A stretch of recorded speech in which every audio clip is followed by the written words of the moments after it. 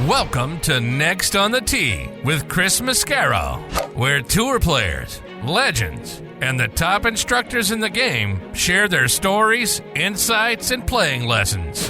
Join Chris every week as he talks with the greats of the game. You are the smartest guy I've spoken to on radio or television in my career.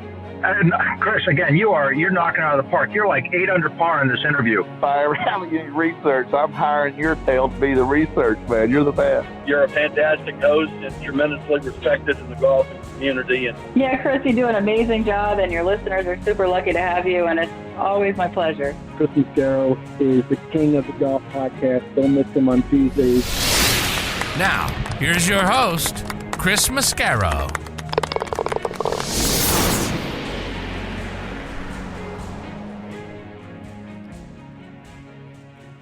Good evening, folks, and thank you for joining me again this week on Next on the Tee. I'm your host, Chris Mascaro. I hope you're having a fantastic week, and if for some reason you're not, well, I'm sending positive vibes your way. And speaking of positive things, thanks to all of you and my wonderful guests as well, this show took home 2 huge awards at the 2024 Communicator Awards this week. The show won an Award of Excellence for Podcast Host, very humbled to say that, and an award for distinction for podcast episodes and features. As I say all the time, this is all due to having fantastic guests who tell great stories and for you guys being the best supporters in the history of podcasts. Like I say, I am truly humbled by both awards. Very thankful to the judges and the folks over at the Communicator Awards, and as always, thanks to all of you. It has been a wonderful week so far, and I hope it is so far for you as well. All right, on to this week's show. Leading off part 1 is going to be our good friend Bill Bergin. Bill is one of the top golf course designers and architects in the history of our game. You guys know about the great work that he and Rees Jones have teamed up to do out at the McLemore. Well, they've doubled down on that with a second outstanding course called The Keep, which is set to open up a little bit later on this summer, early fall time frame. I'll get an update from Bill for how that's going out there, plus we'll get updates on several other projects that he is working on around the country. He'll join me here in just a few minutes.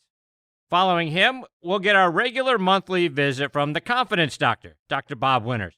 Several of his students are out there having great success. With just a very small tip that we all already know how to do, he'll remind us what that is when he joins me about 25 minutes from now.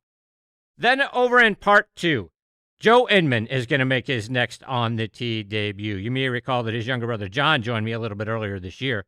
Joe had a great college career at Wake Forest.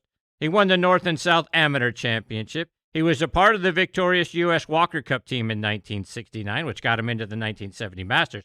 Wait till you hear who he got paired with in the first 2 rounds. He won once out on the PGA Tour. He won 3 times on the Champions Tour, and it was a three-peat at the Pacific Bell Senior Classic. He also coached the men's team here at Georgia State University for several years, so a tremendous amount of stuff to get into with Joe this week. Really looking forward to having him as part of the show.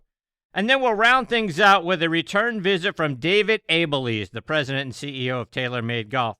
Somehow, they made their QI-10 clubs and the new TP5 and TP5X golf balls even better than last year's equipment. I don't know how they do it. We'll talk R&D and learn a little bit from David. We'll also talk about the great success that the brand has had this year with players like Scotty Scheffler and Nelly Korda. Very excited to have David back as part of the show. He's one of my favorites as well. David and TaylorMade have been a part of this show since the very beginning, so it's always very special when he comes back and joins me here on Next on the Tee. So, folks, we're going to have a great time this week. I'm so glad you're here. Sit back, relax, let us take your mind off everything else going on in your life for the next couple of hours. Okay, before we get started, though, I want to remind you about our friends over at Kickpoint. Our resident director of instruction, Tom Patry, and I have been working with a company called Kickpoint, and they have done some magical things with our logos and created some polo shirts with some wonderful designs where they take our logos and turn them into designs on a polo shirt. They're absolutely outstanding. Kickpoint Golf is a private label custom golf apparel company making bespoke polo shirts, quarter zips, and hoodies for those selected clubs looking to take their branded game to a whole new level. If you want to check out their apparel, and again, it's going to knock your socks off, send an email to info@kickpointgolf.com. They'll get right back to you. There's no middleman. They're going to go right to the guys that do this work. You're going to check it out, and you are really going to love what they do. I'm going to start showing the polo shirts that they designed for me on my Instagram, at CT Mascaro. Check them out there so you can get a sample of what they look like. These guys know where it's at. Now let's talk about golf getaways and buddies trip locations. When you're thinking about that, think about our friends over at the McLemore, which is a wonderful resort located just south of Chattanooga, Tennessee, high atop Lookout Mountain. It is a casual 2-hour drive from Atlanta, Nashville, and Birmingham. The existing Highlands course is now ranked in the top 100 courses you can play in the U.S. by Golf Digest. The 18th hole is ranked in the top 10 finishing holes in the world. A second course, The Keep, is under construction and will open summer of 2024. The Keep is a Bill Bergin, Rees Jones design and features a 1.5 miles of dramatic cliff edge, with every inch of that edge filled up with a golf hole. A world-class hotel, Cloudland Lookout Mountain Curio Collection by Hilton, will open spring of 2024. Both have incredible views into historic McLemore Cove, 1,200 feet below. You got to see it to believe it, folks. Stay, dine, and play golf above the clouds at McLemore. Go online to McLemore.com to book your stay and play package. Now let's talk about the new P790 irons from TaylorMade. From the very beginning, P790 irons have been rooted in clean aesthetics and thoughtful design. However, their true beauty is found beneath the surface. With AI-optimized weighting and speed foam air on the inside, every iron is uniquely designed to perform exactly how you need it to. As striking as they are on the outside, their true beauty lies within. Learn more about the new P790 irons from TaylorMade by checking out their website at TaylorMadeGolf.com. Okay, now backing, making it an even dozen times with me here on Next on the Tee is one of my all-time favorite guests and one of the top golf course designers in the history of our game, and that's Bill Bergin. You guys hear me bragging about what a great golf course the McLemore is every single week here on the show, and what a wonderful experience my buddies and I have had the last couple of years that we've been up there. Well, I'm looking forward to being back on property again next month to see the new Cloudland Hotel, which had its grand opening last week. Maybe I'll get lucky and run into Bill and get a tour of the second course that he and Rees Jones have collaborated on up there. It's called The Keep. You remember Rees on the show a couple of months ago, he said the golf course is so good it could host a major one day. You'll recall that Bill played his college golf at Auburn University from 1978 to 1981, where he was named first team All-SEC every year, and he helped Auburn win the 1981 SEC championship. He played in over 250 professional tournaments worldwide, including 3 U.S. Opens, 2 Open Championships, and over 50 PGA Tour events. Bill has been involved in well over 70 golf course design projects. In 2017, he was named one of the top 10 most innovative people in golf. You can go see his work online by visiting bergingolf.com, and I couldn't be more excited. I get to have him right back with me here on Next on the Tee again this week on the show. Bill, how are you, my friend? I'm doing great, Chris. I'm saying hello from Texas, all the way in West Texas. In fact, I can look out the window and see Mexico and New Mexico. Oh, my. Good for you.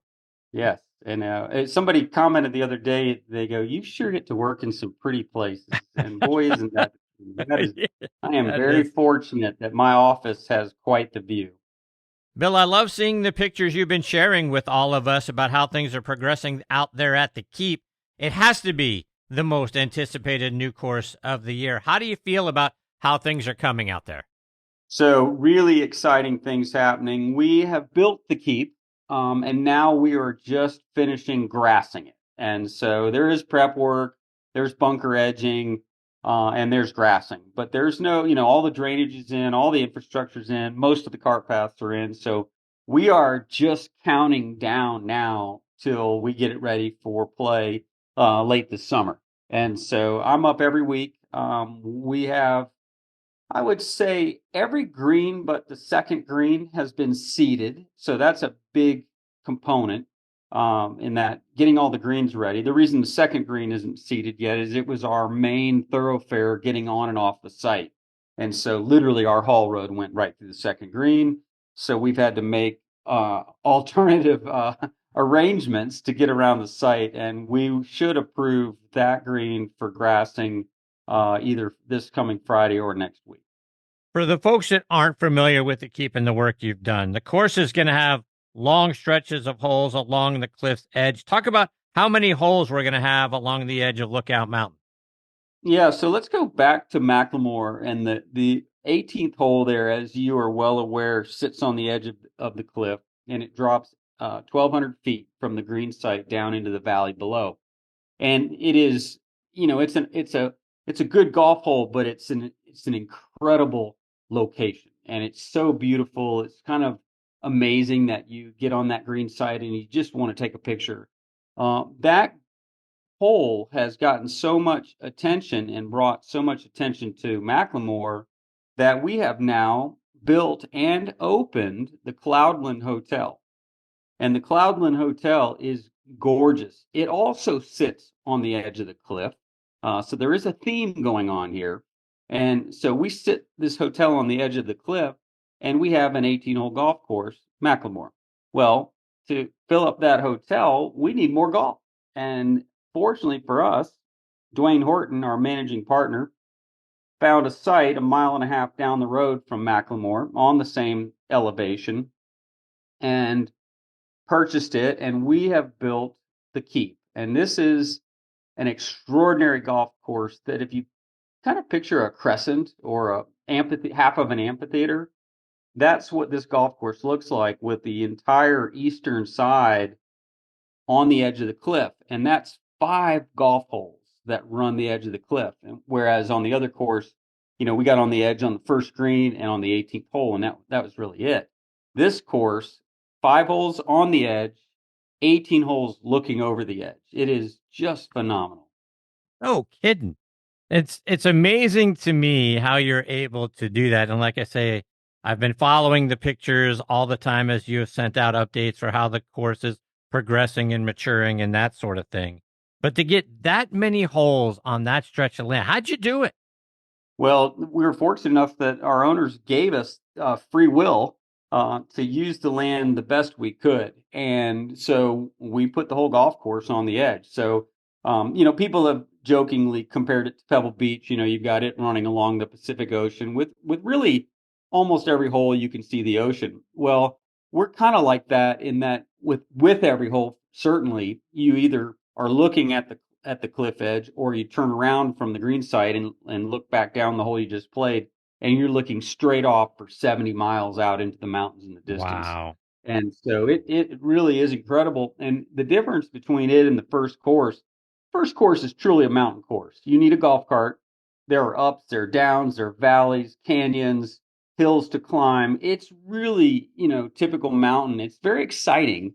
There are some, really fun holes. There are some challenging holes. This course is traditional golf sitting on the edge of the mountain. It is totally walkable. It is on the plateau rather than on an angle. And so the 9th hole, I bet we don't have 20 feet of elevation change right on the edge of the cliff. And we barely moved any dirt to build this hole. We just basically routed it along the edge of the cliff. It didn't really have to do much. And that's kind of tongue in cheek, because our project manager, our contractor is Southeastern Golf out of Tifton, Georgia, and our project manager is Clyde Hall. And I looked at Clyde one day early, and we've been building this for 2 years. And I looked at Clyde and I said, "This is going to be an easy hole to build." And Clyde looks me dead in the eye and he says, "Bill, there are no easy holes to build on this site." And it's going to look like it was easy to build because it just fits so beautifully on the property. The problem was there was rock under the dirt everywhere. And so getting in irrigation and putting drain lines in and making some minor cuts all required either blasting or rock hammering. And so there's been a tat, tat, tat, tat, tat, tat in my brain for about a year and a half, which is a rock hammer pounding rock. And it's the constant music that we hear when we're out on the Keep. And we can't wait to just hear the wind blow and hear guys and gals hitting golf balls. So that's going to be really exciting. No doubt. And speaking of rock, as you posted pictures of the 14th through the 17th hole the other day out on social media, what I'm guessing is hole 17 has a wonderful outcropping of rock that's kind of in a semicircle around the back part of the green. Was that a gift from God that you guys used to lay out that hole, or did you have to sculpt that rock to turn out that way? No, so that was a gift from God and persistence from Dwayne Horton, because during the routing process, the golf course, I said to Dwayne, it's a V. It's a a draw going up a slight hill, but it was V shaped and deep. And so I said, that topography is just not very good right there. And he said, "Oh, we got to go walk it. You got to see this." And so he literally convinced me to accept this as the 17th hole. And so the rock, we call it the Coliseum because there's rock really all the way around you. We did not have to touch it. We did not blast. We did clean it off, which is kind of a beautiful process where they just kind of expose the rock at the base a little bit. But we ended up filling 16 to 20 feet of dirt in the low part through the middle of the hole. And it created this beautiful 60-yard wide in places landing area for you to hit driver. And then it narrows up at the green where you feel like you're totally surrounded by the boulders. And it almost, I will tell you, when you see it for the first time, you think Disney came in here and created it. It is that surreal, but it's all natural, it's all real, and it was all there. And our team has done a phenomenal job of creating this beautiful short par four that will be unforgettable. As you mentioned a little bit ago, and I've talked on this show for years, 18 is the signature hole there at McLemore. Do you have a signature hole that you're looking at for the keep, or is it there's just so many really good ones?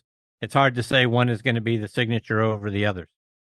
So our opinion is if you brought 18 people out there, you'd probably have 12 favorite holes. They're all good, but you'd probably have 12 favorite holes. It's that diverse. And people's what people like changes. The 17th is remarkable. I'm partial to the 8th and the 10th holes, which the 8th is a par 3 that plays out to the mountains, to the edge of the cliff. And then the 10th hole is a long par 5 on the edge of the cliff. And during the routing process, I just felt like we have to have this hole. It's funny, routings take on a lot of different configurations. You have a lot of options. And this was a site that you could route dozens of different directions. I mean, you really could go so many different ways with it. And that hole just was one that I felt needed to be part of the golf course. And it is. And so it's a phenomenal long par 5 along the edge. Plenty of room to play, but very exciting. As you alluded to a little while ago, you had to, with McLemore, you had to do a lot of blasting, a lot of dynamiting, and taking tons of rock off that golf course. Was this that times 10, or was it very similar? So this would have been on a prorated basis a lot less. We had to blast the second green, which we just built, and we didn't end up really lowering it. We just had to blast it in order to get in drainage, irrigation, subgrade for the green. The elevation is the same as what the center line was before we started. And then we blasted, a few other holes, but not very much. We rock hammered all the time. And so that was the difference. So it wasn't so much blasting. We're probably under budget on blasting and massively over budget on rock hammering. So, as I mentioned in the intro, when I had Rees Jones on the show a few months ago, he talked about how beautiful this golf course is going to be. And it's so fantastic that he said, hey, look, you could hold a major on this golf course at some point. Do you agree? Can you see a tour event or a major there? I'll tell you what. So we stretch to 7,700 yards. We have a 200-acre golf course. So most golf courses, when you clear them, you clear about 100 acres. And it's funny, the math is kind of simple on golf. Traditionally, it used to be 30 acres of fairway, 60 acres of rough. There's your 90 acres. And, you cleared 100 acres. There's your golf course. Well, on this one, we cleared 200 acres. We have 70 to 80 acres of fairway grass. And we have a big scale. And the big scale also allows for big gallery. There's plenty of room. And it is very exciting with the hotel just down the street. it could hold something really special. When I look at it, if I was going to give you a comparison to something, I actually go Whistling Straits. And the reason, which just held a Ryder Cup, and I went to it a few years ago. Whistling Straits is, on Lake Michigan with lots of dunes, lots of native grass, and beautiful holes winding in and out of that. We don't have the dunes. For one, we didn't ever want to block the view. Two, we didn't have the dirt to do that even if we wanted to. But so we have this golf course that just lays on the ground so beautifully, separated by tall fescues. We have stadium zoysia grass in our fairways and our roughs, although we will be a fairway cut and a second cut golf course. Our deep rough will be fescue, with the kind you don't play out of. But you could get lucky and play out of it, but we're not saying you're going to hit balls out of the fescue very often. So it's going to have this just incredible, great look of contrast between, the carpet-like zoysia fairways and then the texture and elevation of the native grasses, and then mix in, white sand and exposed rock. And that's kind of the visual you get at the Keep. So let's go all the way back before this project started for the second course there at the Keep, because it's not like right next door to McLemore in that the first hole, the 10th hole, and the first hole and the 10th hole aren't around the clubhouse there at McLemore. It's a little ways away. I mean, you can see it, but that sort of thing. But it's funny, from the 9th tee, you see the hotel very nicely, but it's a good mile and a half down the road. And remind me, when the idea of building a second course, weren't you sort of traipsing around through thicket and all kinds of craziness to go down to find a piece of land, and all of a sudden there it was, and you're like, this is where it needs to go? That was the 18th hole on the old course, on the original. So that was the 18th hole. This one, fortunately, we had, I wouldn't call them logging roads, but we had trails through this property, and so we could drive and walk the property. Now, I did do all of that with marking clearing. Oh my gosh, I'm amazed I didn't run over a rattlesnake somewhere along the way. But literally, my team marked every clearing line, all the saved trees, everything that we marked the whole golf course out when it was raw. And you were on some incredibly sharp slopes. We definitely got in shape on those days. So let's switch gears a little bit. You've got several other projects underway. You mentioned you're out there in El Paso, Texas. I'm guessing you're working on Coronado, which looks like another beautiful golf course. Talk about that project. So Coronado is a course from the 50s that I think held maybe a Hogan Tour, which would have been the early days of what is now the Corn Ferry Tour. And actually, some of my friends played it, and they've texted me along the way telling me about how steep the greens were, and they were greens running at 5%. It's a mountain slope golf course. It's just picture a wedge. It's on an angle. Clubhouse sits high, and the property just moves down the hill. And so you're either going up or down the hill, not across the hill very often, but literally you're in El Paso, Texas. To the left, as you look from the clubhouse out, you see beautiful rock mountains, and that's Mexico. Juarez is across the way. And then as you look straight out from the golf course, you get $1 million sunset every single evening, and that's New Mexico. And so it's interesting. So we had more rain at Big Canoe, one of my projects, this past weekend than we will get all year at Coronado. Wow. We get 4 inches of rain a year. Houston would have probably liked to give us a little bit of water last week.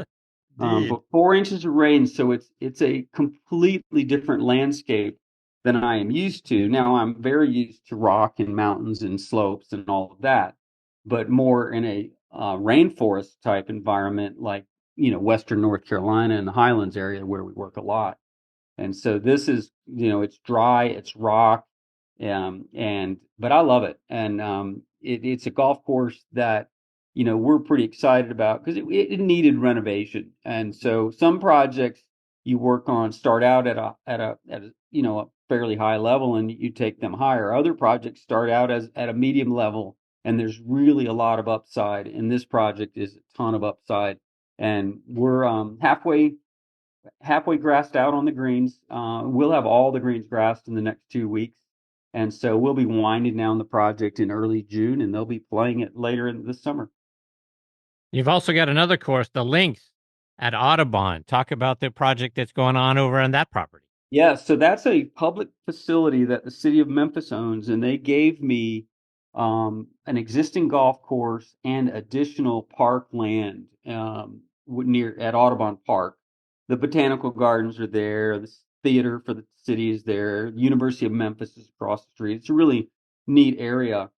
And they said, build the best golf course you can, and that we want to move the clubhouse, and we want the old clubhouse to be the maintenance building. And so it was really a raw rectangle that I was able to reroute and build a new golf course. And it opens around the 1st of July. I was there last month and very excited about it. It's growing in nicely. It will definitely be ready to go, and it will be the jewel of Memphis golf, public golf. And so it's kind of exciting. I mentioned this maybe before with you, but a lot of the clubs we work on are private, and not everybody can go play them. In fact, it's very difficult to play some of them. And so with Audubon and then Pines Crossing down at Auburn and the Keep and McLemore, people can play these golf courses. And so it's very exciting that, your listeners, if they get intrigued by one of these and want to check it out online, they can actually go play. And that's exciting for me. You're also, I believe, going to be doing some work down at Crown Colony where our good friend Tom Patry used to teach. What's the status of that project?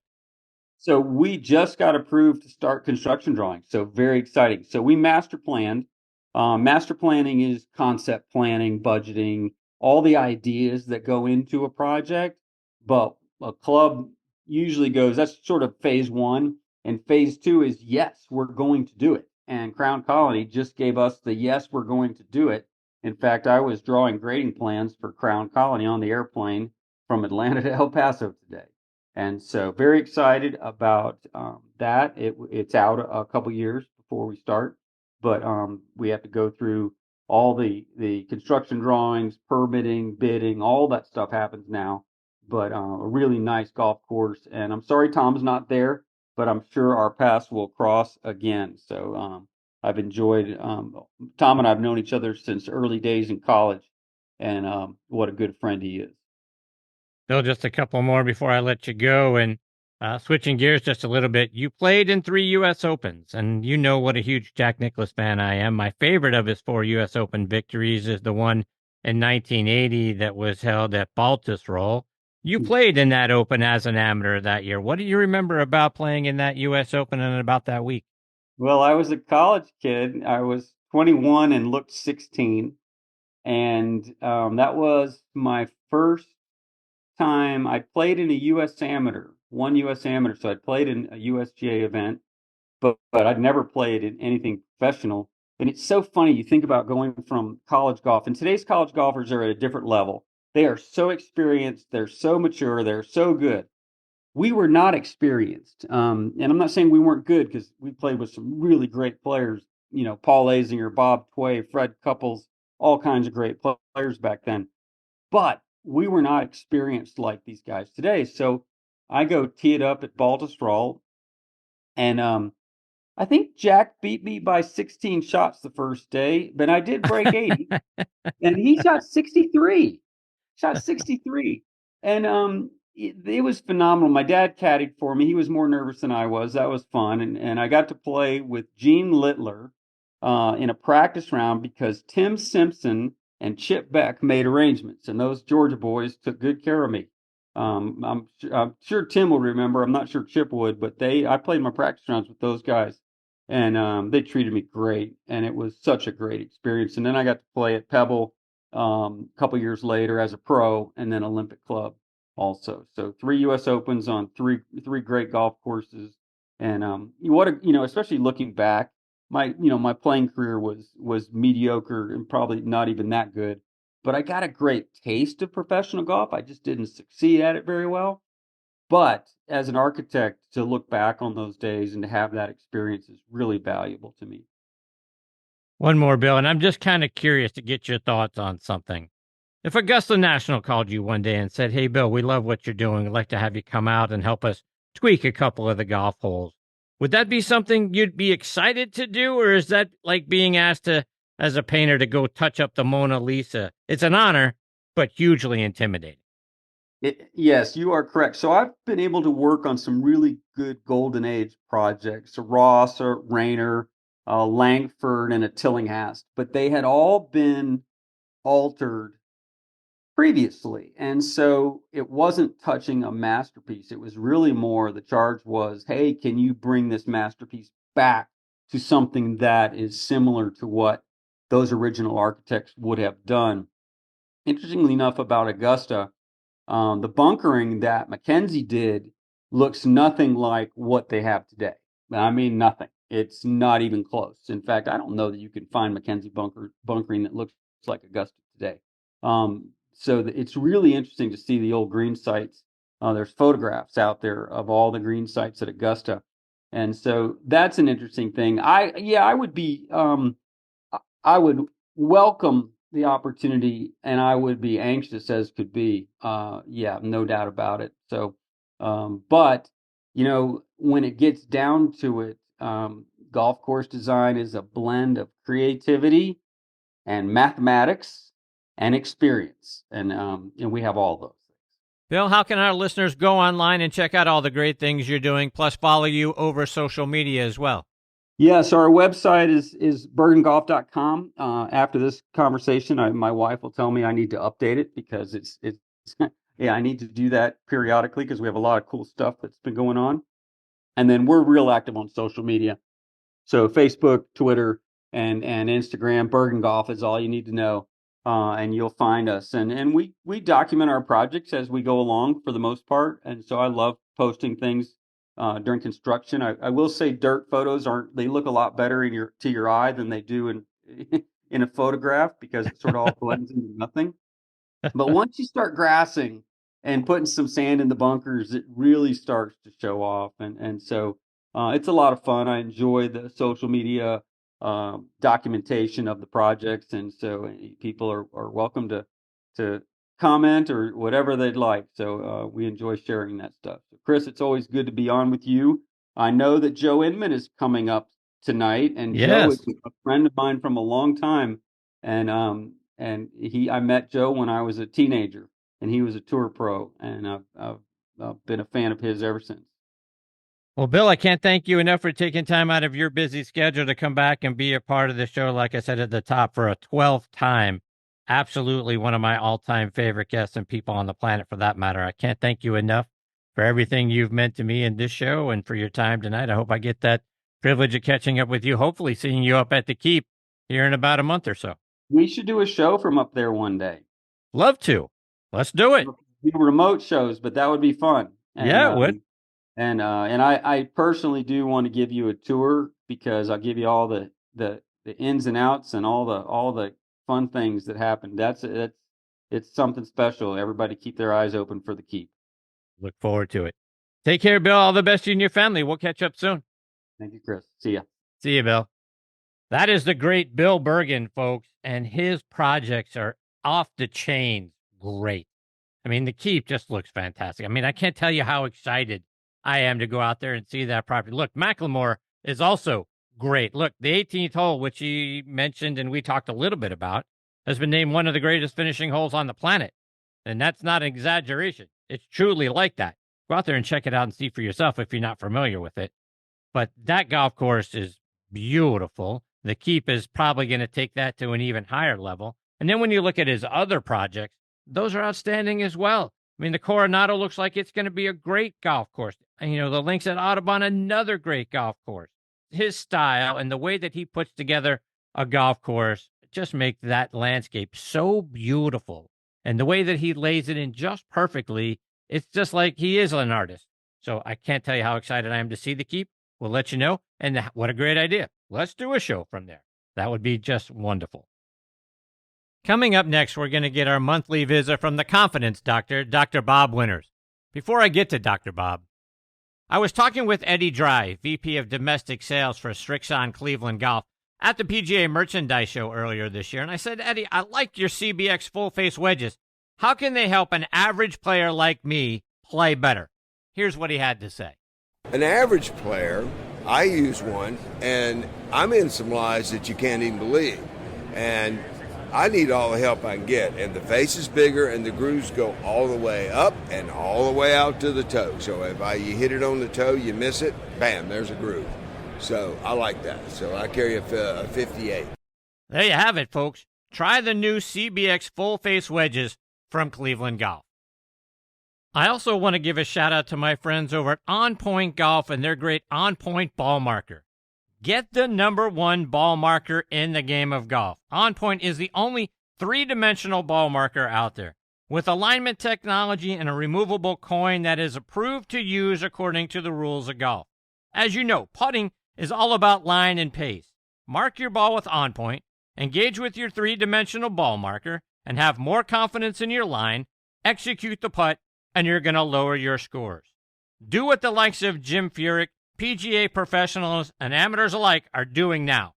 They use the #1 ball marker in golf and they lower their scores. You know Ken Duke and Thongchai JD. They won for the first time on the PGA Tour in 2023, and they were using an On Point ball marker. Get yours at onpointgolf.us and make more putts. And oh, by the way, you can also customize the removable coin for any club, event, or corporate outing. They make really great tee gifts and custom products. That's also going to help lower your score. I use On Point ball markers. Mine is black and gold, 3D black golf ball with a gold line down the middle to help me line up my putts. It's like having a 15th club in my bag. It's helped my game. Why wouldn't you let it help yours? Again, onpointgolf.us. See what I'm talking about. Order yours today. Now let's talk grips. I want to tell you about Lambkin grips. Every shot, as you know, has its own unique feel. The trick? Feel comfortable with each one. And comfort is built into the very DNA of Sonar Plus black grips. Composed of their Genesis material that provides supreme comfort and durability, with their fingerprint technology, creates a strong connection and unforgettable touch. The game changes from shot to shot. The feel in your hand shouldn't.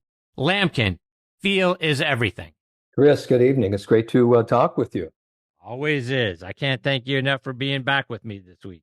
Well, I'll tell you what, there's been so much has gone on since this past month, since the last time I was on the show, and I'm just really excited to talk about it with you. Yeah, please. So, look, it has been a few weeks, obviously, since we had the opportunity to spend some time with you. So catch us up. What's been going on with you over the last month? Well, I'll tell you what, I've had, the opportunity to work with so many great junior and college players, some new, tour players.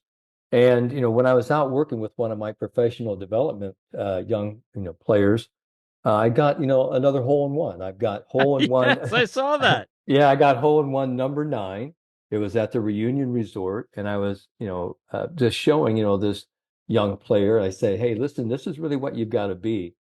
And it was almost, I was doing a Hamlet testimonial. And, William Shakespeare would have made a great golf psychologist, because when he wrote the play Hamlet, and in Act 3, Scene 1, it was the famous nunnery scene where Polonius and the king were hiding, and Hamlet comes out, and he comes out with his great soliloquy. He says, to be or not to be?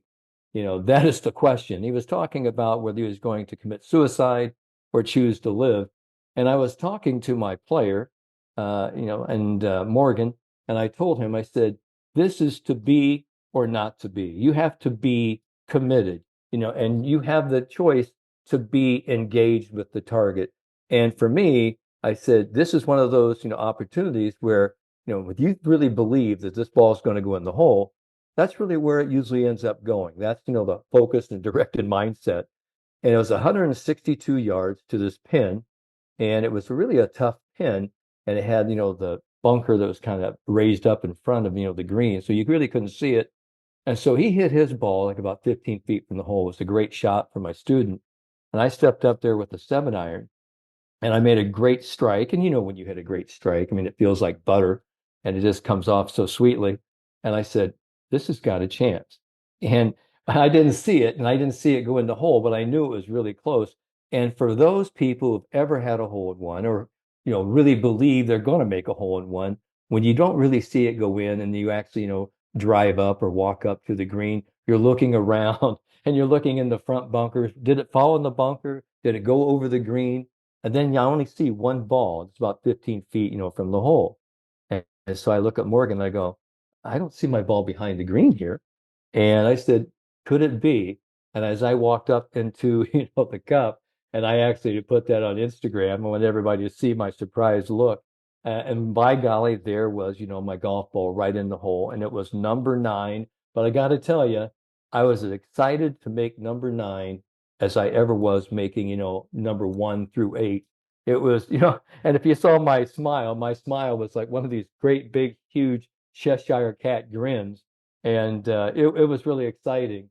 And from there, we've been traveling. We've been, one of the keynote speakers out in Las Vegas. I was out there for about a week. And now I've had a lot of, students, a lot of junior students winning. We've got a lot of college teams who are now in the NCAAs. And I want to give a shout out to my alma mater, to Ball State University. Big kudos. Congratulations to Coach Mike Fleck and the Ball State Cardinals for winning the Mid-American Conference Championship. It was held at Chatham Hills there in Westfield, Indiana. And they had a huge Ball State contingent. And it was the only Mid-American Conference school, from Indiana that was represented in the state of Indiana. And they went on to win, a great championship. And now they're getting ready to go to University of North Carolina to play in the North Carolina NCAA Division Regional. And so I will be talking with them here this next week, getting their minds ready to actually do well there and advance on to the finals. And also congratulations to Coach Mike Fleck, who was actually elected Coach of the Year in the Mid-American Conference. And he's done a fantastic job since he took over the reins, of my former coach, Coach Earl Justingsmeyer. And Coach Fleck, deserves all the kudos. And the Ball State Cardinals, they have built a great program. And, through the legacy of alums, like so many, like myself, the hundreds that have played at Ball State University, it's just a great school, a great golf school, and they've got a great tradition. And so go Cards, fly high, score low. That's what I always tell them. Fly high, That's awesome. fly high, and score low. So, it's good. I wanted to talk to you tonight, Chris, about something that I'm working on. And I've got all these different projects, but I was with a young man today, and I think you'll find this interesting, as that, as many young people, boys, girls, men, or women, I don't care how old you are, you get so frustrated with this game. And when things really don't go well and you become emotionally distraught, you become discouraged, you become frustrated. I've always said that there's a great equation that says when your results don't equal or match your expectations, you become frustrated, angry, and discouraged. So I had a young man today, and he was talking about, just getting so discouraged. And I tried to help him understand is that if you want to shoot low scores, this is the ultimate paradox in golf. You have to give up the notion of wanting to shoot low scores, because the most important number in golf is 1. And as we were going on and we were playing 3 or 4 holes, I looked at him and his mood became, very dour, very sullen, very sunken. And I asked him, I said, what's going on? He goes, gosh, Dr. Bob, I'm already like 4 over. And I go, hold on. I thought we were talking about playing one shot at a time and letting go of score. He goes, I just don't know how to really turn it around. And I, talked to him. And since I was just out in Las Vegas and I was one of the keynote speakers for the HITS Aesthetic Group, and they are a group of international orthodontists and oral surgeons that help people smile. And I said to him, one of the things that you can do is you can actually smile before you step into a golf shot. Because when you smile, you create a huge hormonal response. You create, 3 hormones. You create dopamine, serotonin, and you actually elicit a lot of endorphins. And this is, really big science, and it goes way back to the 1800s, Chris, when there was a French scientist by the name of Guillaume Duchenne, who was studying smiles and was studying the psychological and physiological effects of smiling. So what I was doing with this young player is that I was role modeling in stepping into the ball and smiling before I hit each shot. And that's really something that we worked on today. And what most people don't realize is that when you do smile, I mean, you activate two facial muscles. And the first one is the one around your mouth. That's called the zygomatic major. And, when we have, wrinkles around the mouth, that's sort of, really what we say. And you can control that at will. I mean, you can even be listening to my voice right now and smile. And all of a sudden, as soon as you smile, you start activating these wonderful hormones. But there's another aspect about your facial muscle that I learned, at this wonderful seminar, is that it's the orbicularis oculi. It's the eye muscles. A lot of people talk about the crow's feet. We cannot activate this, facial muscle at will. So when people have a real smile, you'll see it around the corner of their mouth and you'll see it in their eyes. And that's what I've always tried to help people understand is that if you really want to get control of your emotions, of your feelings, you first have to have a thought is that I'm going to generate a smile. And so when I step into the ball, I was smiling today. And I remember many years ago playing a round of golf with the late Bart Bryant, and Brad and Bart Bryant, the Bryant brothers. And Bart, looked at me. He goes, Dr. Bob, he goes, do you ever realize that you're smiling when you hit the golf ball? And I told Bart, I said, I don't know if I'm smiling. I might be pursing my lips, but I said, I have a dimple over here on my left side of my cheek. And I said, when I was a little boy, when my mother thought I was lying, my dimple would always show up. So I always got a whooping because my mom would see that smile. But I remember Bart Bryant said that to me. And I thought to myself today, when I was working with this young student, I said, hey, why don't we actually, do something, have, a strategy of smiling. And because a lot of people don't realize that, smiling, I mean, through an evolutionary process, it is the most universal of languages. When people see another person smile, they see someone who is approachable. They see someone, who is positive, someone who's happy. And we always hear in my world, Chris, fake it till you make it. And I've never really liked that because I think that's false, deception of a perception that you do not have. But I always say you do it until you become it. And so what I found today, when this player started smiling, even forcing a smile before he stepped in, that he didn't have to smile all the way through his swing, but he just had to smile as he stepped into the ball. What, he actually found out was he was more relaxed, he was more in control of his swing, and he actually hit a string of really successively good, efficient golf shots. Now, a lot of people would say, well, this is sort of pseudoscience, but it isn't because there's been great, research over the years from researchers at University of Oregon, University of Washington, who have studied facial behavior and body language. And smiling is such a huge, huge thing. And it's just something that I think right here on Next on the Tee, I just really want to put it out there to people. The next time you're having a really bad day is just chuck it off, smile before you go into your next shot, and then just see what happens. Do a little bit of experiment on yourself and see really where it takes you. Because I got to tell you, I know that it works. That's fantastic advice. I love that. And as you were telling that story, if you will, I kept smiling to myself. And even just sitting here listening to you tell the story and being here in the studio, when I smiled, I could tell that I felt better. So Well, yeah, the idea of getting over a shot, we get tensed up and all that sort of thing. If you smile while you're getting over the shot, standing over the ball, that's got to help you. Oh, absolutely. And it's funny how, one of the most important things, that I've always seen people do is that you can just do a human behavior experiment. You just look at somebody, and walk up to somebody and look at them in the eye and just smile. And many times, almost 9 times out of 10, you'll get a smile in return. I mean, it's that reciprocal effect. And sometimes, you're going to get Mr. Grumpy out there, but nothing's going to make that person smile because they are choosing. It's like to be or not to be. They're not going to be happy today. There's nothing that you can do. But that's the whole point, is that people talk about all these different strategies that, sports psychologists and mental gurus and everybody have. But I've been taking a look at this, now for a while. And to lighten the load, and I've always loved the saying that angels fly high because they consider themselves lightly. They don't take themselves so serious. They don't, make the game work. And I know that, I've got, Joe Inman on after me, but I got to tell you, he is one fantastic person. I had the chance to work with Joe back in the mid 80s, right when I was really bringing out a lot of sports vision, sports psychology stuff. And he is way, ahead of his time.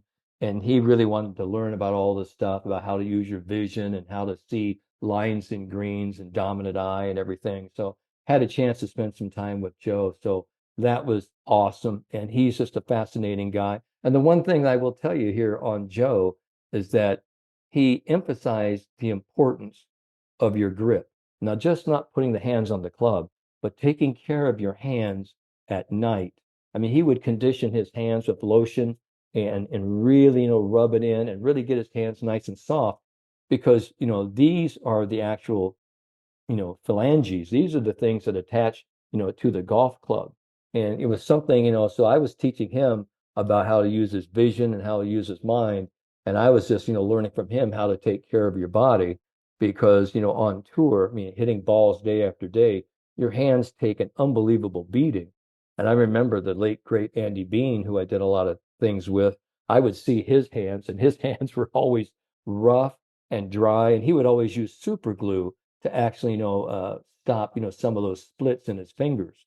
And it was amazing, the difference, in the two guys, approach. Andy was just trying to get his hands as tough and as calloused as they could be, and Joe was trying to get his, as soft and supple so he had that great eye-hand coordination feel. And so it was really good. I mean, I just loving all the people on the show, and it's funny how, you hang around, the golf world so long, you start to know everybody, right? Yeah. And you run into them and whatever. So, that's awesome. So I think this tip of just smiling, in between shots or even before you even step into a shot, and just that simple act, because it is an immediate effect and it triggers off some really feel good, mood regulating neurotransmitters, hormones in the brain. And it really just, goes through your body, permeates every cell in your body immediately. And it really, may do, a lot of good for a lot of golfers just to try it. And I'll tell you what, even if they hit a bad shot, at least they look happy doing it. Yeah. Indeed.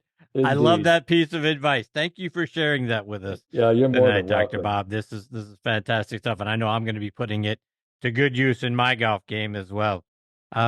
Before I let you go, remind our listeners again how they can stay up to date with what you're doing, follow you online on social media, and get copies of your books. Well, they can, get copies of my books at Amazon.com. I've got, several different, titles out there. The Mental Art of Putting, The Mistake-Free Golf, The 10 Commandments of Mind Power Golf. They can get a hold of me at theconfidencedoctor.com. They can follow me on Dr. Bob Winters, Dr. Robert Winters, or you can go to davidledbetter.com and you can find me at Golf Zone Ledbetter. So there's a lot of places, people can find me. And I tell you what, Chris, it's always great to be on Next on the Tee with you. You're always so much fun to talk with. I know that I actually sometimes get on my little pulpit here and just go off on a tangent, but I got to tell you, I just really wanted you to know that when I talk with you right now, I'm smiling right now. That's awesome. Doc, I can't thank you enough for taking time out of your schedule to come back and be a part of the show again this month. I always look forward to it. You always make me feel better about myself, and you give us so many good tips for how to make our golf games better, whether it's actually in the swing or, more importantly, from a confidence perspective. And this smile thing is something I am absolutely going to add to my golf game. So thank you very much. Well, you're more than welcome, Chris. And by the next time I talk to you next month, hopefully I will have hole number 10, and I will I hope so too. And I'll be in double digits. And I'll tell you what, you want to talk about smiling then I just might be laughing all the way to the bank. You know what I'm saying? I hear you. All right. Take care, Doc. All the best to you and your family. We'll catch up soon. Thanks, Chris. Okay, bye-bye. See you, Dr. Bob. That is the great Dr. Bob Winters. Again, theconfidencedoctor.com is where you can find him online, and then at Dr. Bob Winters on social media. That is an amazing tip. Look, how simple is it to smile your way to a better score, right? I was doing it while he was telling the story, if you will. I smile, and suddenly, I mean, really, I felt a little bit better. Don't we all? If you smile during the day, don't you just feel just a little bit better, at least for those moments? So if you smile as you're addressing the golf ball, if you smile as you're standing over it, doesn't it make sense? For those moments, you're going to feel better. You're going to relieve tension and stress from your golf swing, and maybe the results are going to turn out to be better as well. Doc is fantastic. He always has something better for us. So I'm very excited about this thing, and I'm looking forward to having him back on the show again next month. All right, that's going to wrap up part one of this week's show. My sincere thanks to Bill Bergin and Dr. Bob Winters for making this part of the show so much fun to do.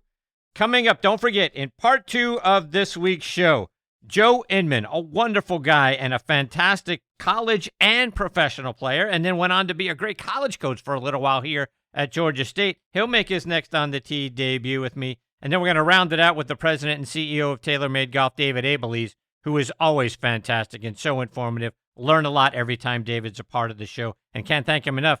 Those guys at TaylorMade have been a supporter of this show since the very beginning, so every time David joins me, it's a special segment. Come back, join us then. Until that time, hit 'em straight, my friends.